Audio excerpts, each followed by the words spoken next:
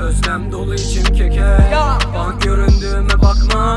Sağa sola dağılacaksın ya da Temmuz'da boğulacaksın. Özlem dolu içim keke. Bank göründüğüme bakma. Sağa sola dağılacaksın ya da Temmuz'da boğulacaksın. Kabuslar görüyorum her gece. Karabasanla aramda mahkeme. Kötüye alıştık, bize iyi gelen bizim her anımızda aksiyete. Kabuslar görüyorum her gece. Karabasanla aramda mahkeme. Kötüye alıştık, bize iyi gelen bizim her anımızda aksiyete. Güvenim yok insanlara dostum. Herkes oyunda ama kolları bozuk. Ne çeşitli insanlar tanıdım. 18 seneme neleri sığdırdım. Bizi arıyorlar, ne olup bitiyorsa bizden biliyorlar. Her şeyimizi gözününe seriyorlar. Tanrı diyor bana rap yap, kaderin o. Annemin duası benimle. Görüyor çektiğim tüm çileyi elimle. Her gün ayrı bu kuat, her gün mesele. Her adımımda kırsam da seviyor içten içe. Bizi ayıramadılar yine de kardeşim. Gözümü kapattığımda dip dibeyiz. Yaşadıklarımız bir dakikaya sığmaz. Haber vermeden gidene o sorulmaz. Özlem dolu içim keke. Bank göründüğüme bakma.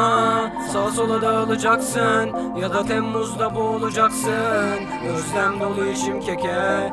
Bank göründüğüme bakma. Sağa sola dağılacaksın ya da Temmuz'da boğulacaksın. Kabuslar görüyorum her gece. Karabasanla aramda mahkeme.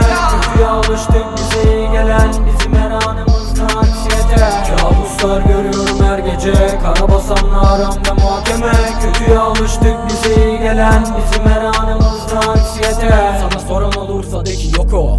Kafa roket, la vida loco. Burası ghetto, semtimiz bir hero. Fark eder mi cano, biz istiyorsak.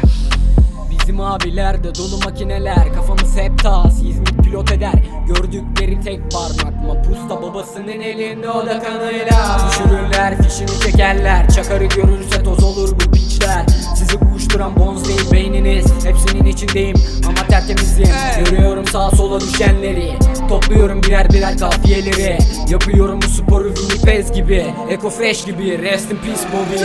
Kabuslar görüyorum her gece. Karabasanla aramda mahkeme. Kötüye alıştık, bize iyi gelen bizim her anımızda aksiyete. Kabuslar görüyorum her gece. Karabasanla aramda mahkeme. Kötüye alıştık, bize iyi gelen bizim her anımızda aksiyete.